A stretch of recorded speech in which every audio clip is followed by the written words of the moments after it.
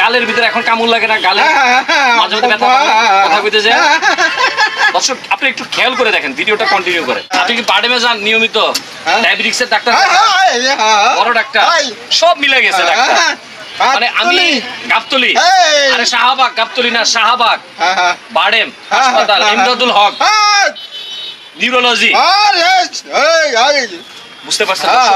বলেন আমার সোনার বাংলা,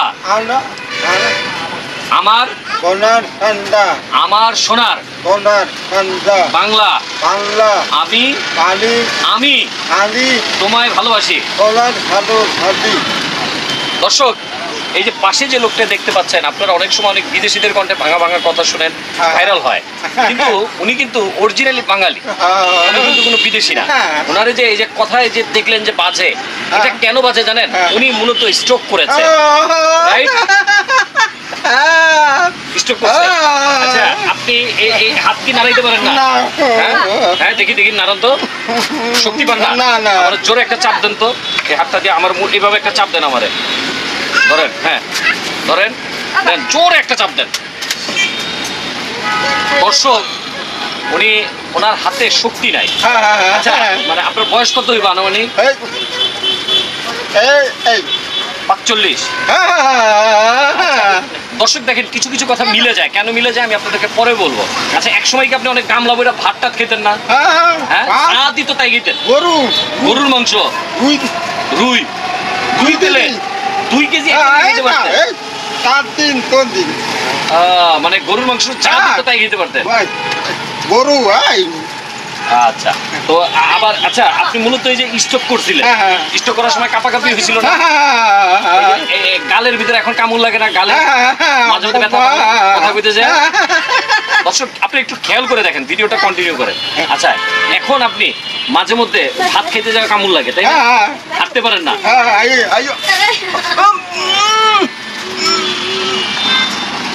আচ্ছা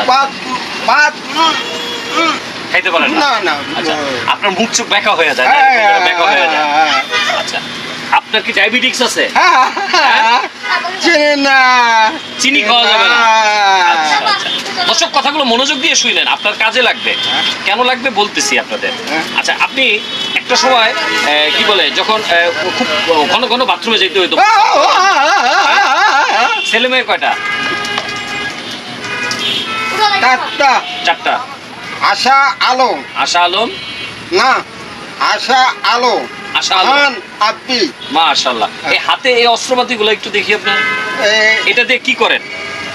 পাউন্স করেন জানি রক গুলো সচল থাকে, ওইটা দিয়া এটা পাঞ্চ করলে এই রক গুলো ভালো থাকে। দর্শক আপনি এবার আপনাদের মূল কথায় আসে, আমি কিভাবে জানলাম এগুলা? আমার বাবা তিনি অনেক তাগড়া জওয়ান ছিল যখন, তখন ওনাকে দেখতাম, মানে আমি তো তখন ছোট, আমার বাবাকে দেখতাম যে খাবার দিলে পচা গলা, মানে আম্মা যদি একটু তরকারি দিয়ে বা খিচুড়ি রেঁধে দিত, চা দিত তাই খেত, সব বন্ধ করে খেত। গরুর মাংস, মুরগির মাংস যা বলেন তাই খেত। কিন্তু মজার বিষয় কি জানেন? যারা একটা সময় খুব বেশি খায় তারা কিন্তু পরবর্তীতে আর খেতে পারে না। তো লিমিট রেখে আপনি কি করবেন, সব কিছুর একটা লিমিট রাখা উচিত।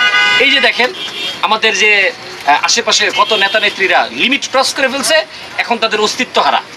তো এই ভাইকে দেখে আপনারা একটু শিক্ষা নেন যে আপনারা যেন মানে কোনো ধরনের এই অতিরিক্ত কোনো কিছু না করেন।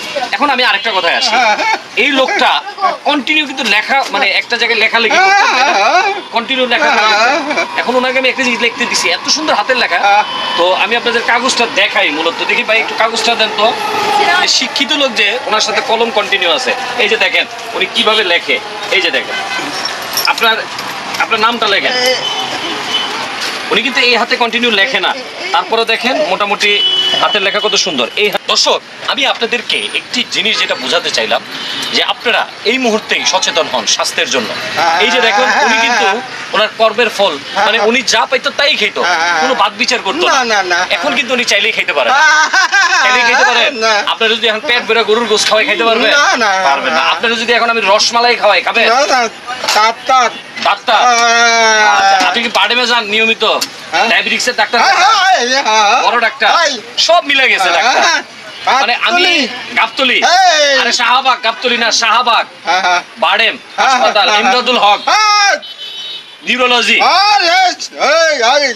বুঝতে পারছেন দর্শক, আমি আমার জীবন থেকে বলছি, মানুষ আপনাদেরকে সতর্ক হওয়ার জন্য আমার এই ভিডিওটা, ওনার মতো যেন আর কারো এরকম না হয়, তো এটাই আমাদের চাওয়া। আর ওনাকে যদি আপনারা কেউ সাহায্য সহযোগিতা করতে চান, দেখেন আমরা তো অনেককে অনেক টাকা পয়সা ভিক্ষা দিই, উনি মূলত ভিক্ষা নেয় না।